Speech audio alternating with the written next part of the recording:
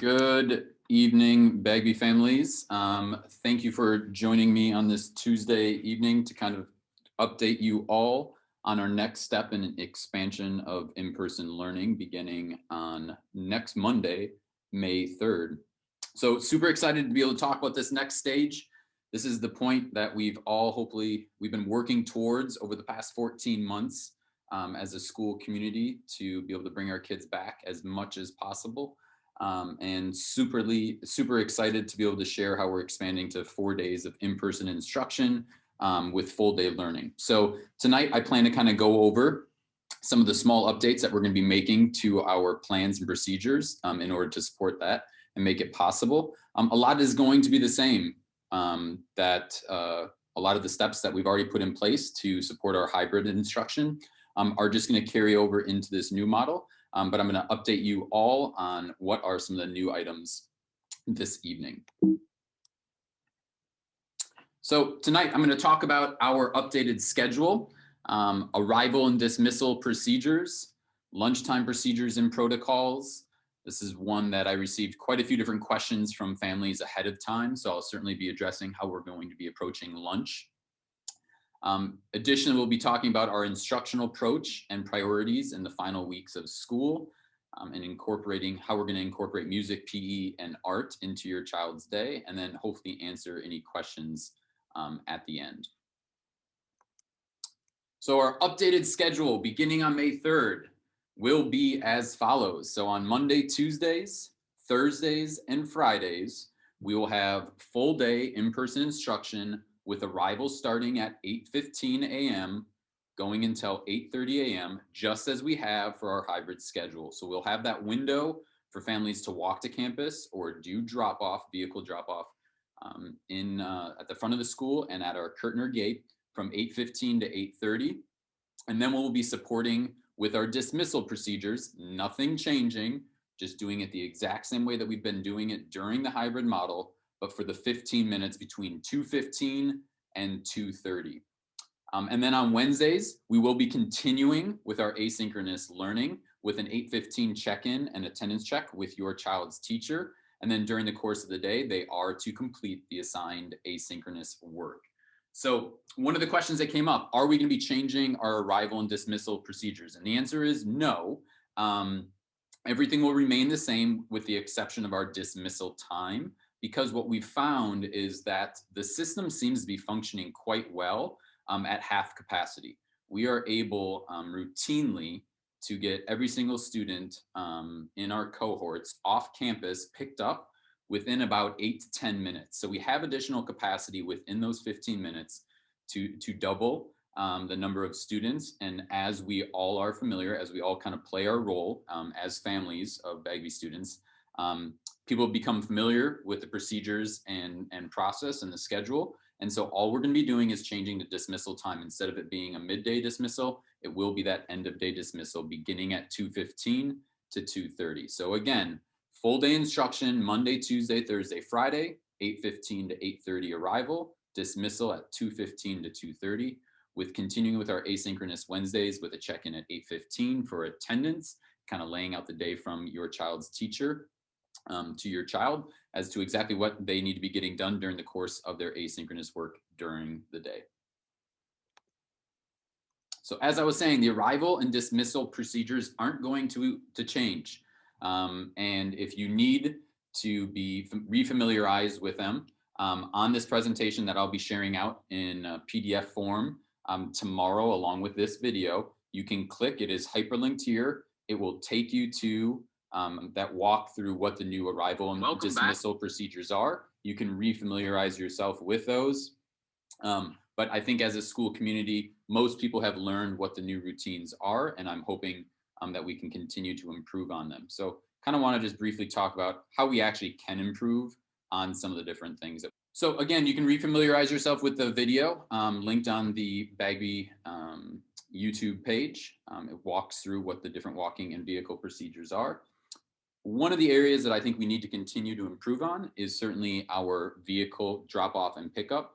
Please be reminded that in order to support safety, we will only want students entering and exiting vehicles from the passenger side only. So the side nearest to the curb. I know that some families have configurations of car seats in the back in which their oldest student is sitting behind the driver. It would really be helpful if your child is climbing over their younger sibling or walking around their car seat and exiting out that side. We do not want them exiting out the driver's side door, as there is that second pass lane in our kinder circle for cars. We do not want to have an accident where a car trying to exit the traffic circle happens to clip the left side of a door, or even worse, a child exiting. So please, please, please have your child exit the passenger side only. In line with that, if your child is unable to buckle or unbuckle themselves or enter or exit the vehicle independently at this point, please park and walk up. There's plenty of parking across the street in the church parking lot. They have been gracious enough over the past number of years to continue to allow Bagby families to use their parking lot. There's also plenty of parking in the neighborhoods, both west of Lee and also to the east of campus on Harris. Please, please, please, if your child can't unbuckle and buckle themselves independently at this point, please walk, park and walk up. That will certainly expedite our process and procedures, but it's also safer just because that means that no one's getting out of the vehicle onto the left-hand side to support. And then just kind of a final reminder, please do not arrive super early for arrival or dismissal. In particular at dismissal time, I would say the one place where our system doesn't fully function, and traffic here at Bagby at arrival and dismissal time has always been a bit of a challenge because of our proximity to a really busy intersection of Harris and Lee. But you really need to be mindful that you're not blocking traffic. There are signs going up and down Lee that specifically state that there is no stopping at any time.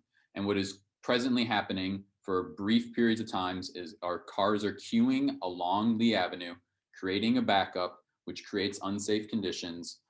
Additionally, there have been some instances in which cars are blocking our crosswalks. We need to make sure that we're not doing that, as all vehicles who are potentially breaking those or creating those traffic situations are also subject to fine or ticketing from SJPD. So please, please, please do your part. There's 15 minutes of arrival time and 15 minutes of dismissal for those families who come towards the end of either of those. I think they typically find that it's very easy to get into campus and off very efficiently. There is no need that you have to be here 10 or 15 minutes ahead of our dismissal time, because you are then blocking traffic. So please just keep that in mind as you're kind of preparing your schedule with your family.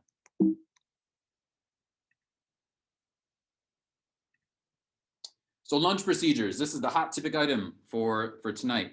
What are we going to be doing with lunch for our kids? So lunch will be the biggest change from our hybrid model to this full day model, 4 days a week. So your children are going to be assigned with their classmates to assigned zones with a one-to-one supervisor. So we have 10 zones on campus for recess.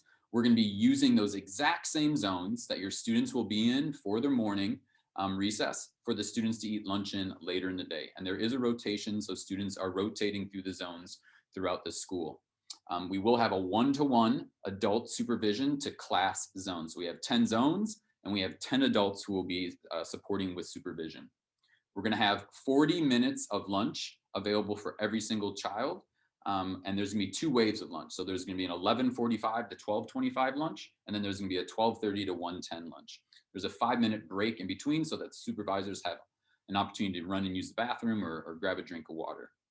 Food service is going to continue just as it has at dismissal time, where there's going to be an optional meal for every single student at that time. So what we're going to be doing is supporting with 20 minutes of distanced eating. So students will be spread throughout their zone at minimum 6 feet apart. But once I show you the zones and refresh you on what our zones look like, we actually have ample space to space out students far more than 6 feet. And so the supervisors will be maximizing the distancing between students. So again, the food services here from the district will be providing a grab and go meal offered to all students. It is optional. Your child does not have to take it. If you prefer to send a meal with your child, that is totally okay. But just understand that there will be a meal offered here to all children on a daily basis. After the 20 minutes of distance eating within the zones, we are going to transition to 20 minutes of play. The reason in past years, we've always done play before eating in hopes of encouraging students to get hungry and thirsty and eat quite a bit of their food, and then also be a little bit calmer prior to the transition back to class. But this year, because of safety protocols, we want to make sure that students are exiting their classrooms with clean, washed hands, and then immediately finding their zone, sitting down and eating with the cleanest possible hands instead of the reverse. So what we're going to be doing is having them eat for 20 minutes, having them pack up their stuff, throw away any trash in their zone. There'll be a designated area within their zone for lunch bags to remain during playtime. And then we're going to shift to 20 minutes of play. And during that time, they're only going to be playing with those within their assigned zones with their classmates, and masks will have to be put back on and worn. So what are our lunch zones? So if you were to go back to my hybrid model presentation prior to us returning in early March, I kind of laid out what our different zones are. There's a slight change. We've added an additional zone to our south playground and field area. But if you'll notice, we have 2 zones of play for our TK and kinder students. And we also have ample grass space for one class to sit, and another ample grass space for another class to sit during eating time. So again, we have plenty of space for classes to spread out, eat safely, and then also play safely. And then again, over here on our south playground and fields, we have 8 different zones. So we'll have 8 different supervisors supervising students eating their distance lunch and then playing within their zones. One of the other great things is throughout all of these zones, there are some different spaces where if it happens to be a really hot day, there's shade. We have our trees, we have our solar panels. We do have the Barracuda tank with its slightly covered roof outside of it. We also have trees throughout our field. And then I'm also going to talk about some additional things that you potentially can send with your children to support in a positive lunch experience. So some things you might want to consider sending your child with during this next phase. So certainly please continue to send your children with their water bottle daily. Our home and school club was generous enough to purchase every single child a reusable water bottle. Please, please, please send them with this every single day. In particular, hydration is going to be essential as we get into some warmer months. The spring weather, as we all know, May and June start to get a little bit on the warm side, and we certainly want to make sure that kids are hydrated throughout the day. So please continue to send them with those reusable water bottles. An additional thing to consider is a towel. So at lunchtime, some of the areas that students will be sitting in will be primarily grass. So if your child happens to have a grass allergy, please send them with a towel. We'll store it in their class for them to use on a daily basis whenever they're in one of those particular zones. And if you happen to need assistance in getting a towel, let us know. We'll help out for sure. We want to make sure that everybody has a towel who needs one. And then finally, just as I was mentioning, we're going to continue to see an increase in our temperatures during the month of May and June. And that also kind of goes hand in hand with our sun intensity. So sun protection is super important at this point of the year. Please consider putting sunscreen on your child before they head to school. I know it is part of my daily routine now as I'm out supervising students during the day. I need to make sure that I'm putting it on a daily basis. So please consider putting sunscreen on your children before they come to school. And then also, students are encouraged to bring hats for outdoor use. So feel free to send your kid with a hat that you want them to wear during both recess in the morning and then also during lunch recess and lunchtime.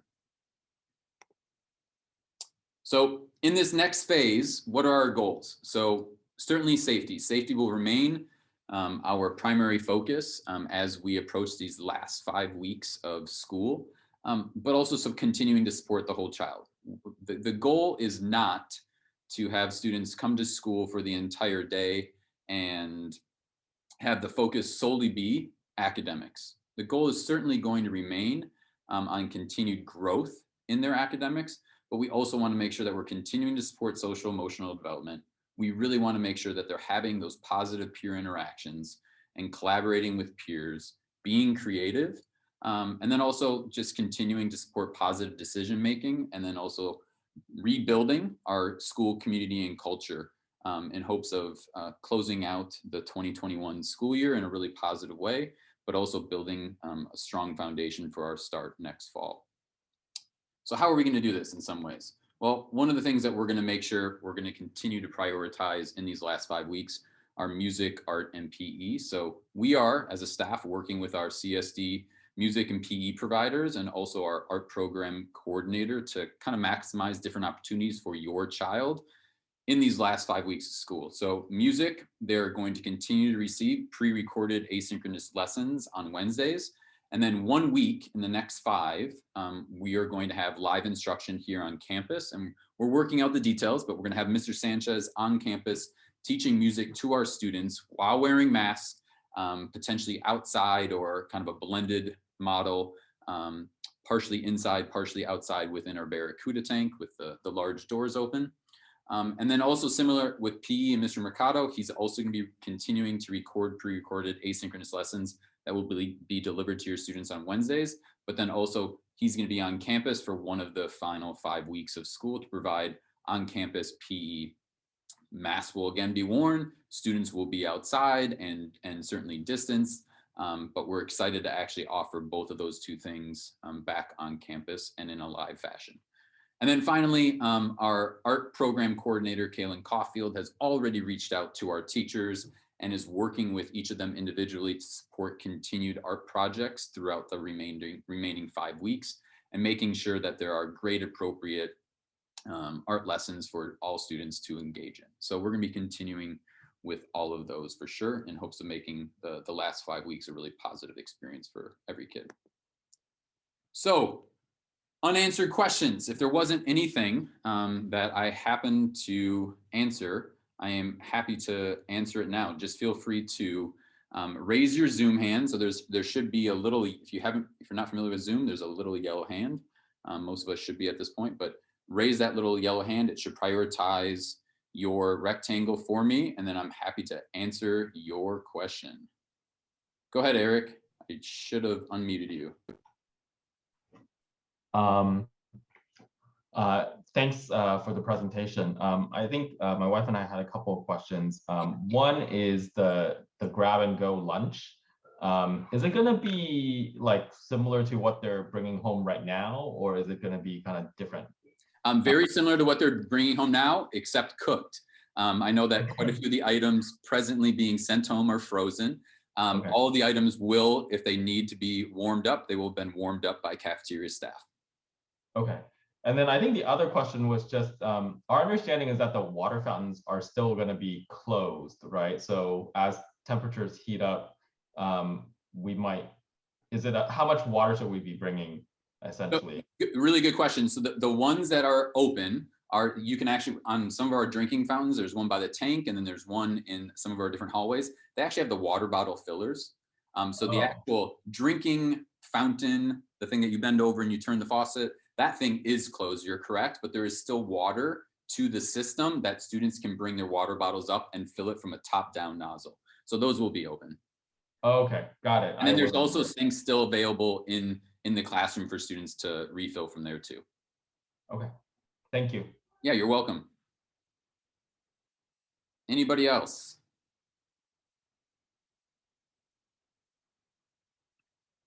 Becky, go ahead.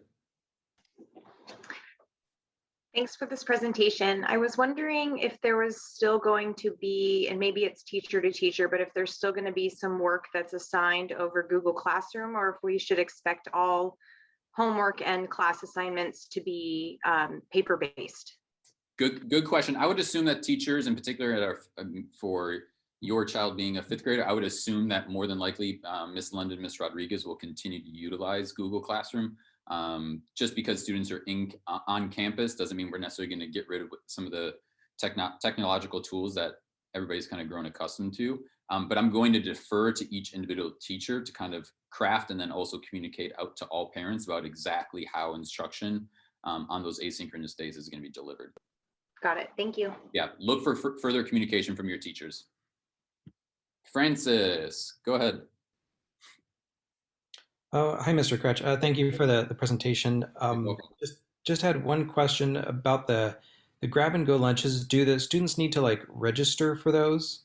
Nope. So typically in years past, students would come through the line. There would be cafeteria staff there to support. This year and next, we're actually going to be giving those away to any student who wants them. So there's kind of a balancing act that cafeteria staff need to do, is making sure there's ample supply for any student to take them, but also hopefully not wasting too many meals. And so what we're trying to do is find that appropriate balance on a daily basis. But your child doesn't need to do anything other than show up to the location, the different locations that we'll have them set up, similar to how we have them at dismissal time during hybrid, just out on the front lawn.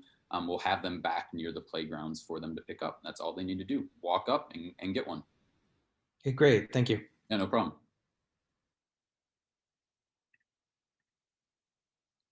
Becky, do you still have a question? No, Okay, your yellow hand was up, so I just wanted to make sure. sorry. No, don't worry about it. Anybody else have a question?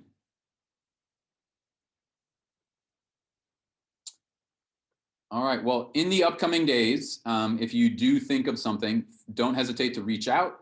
I'm here to answer questions, clarify any concerns that you might have. Feel free to reach out to me via email at kretschm@cambriansd.com. And we're looking very forward to having all of our Barracudas back on campus starting next Monday, May the 3rd at 8:15. So without any further questions, I hope you all have a great evening.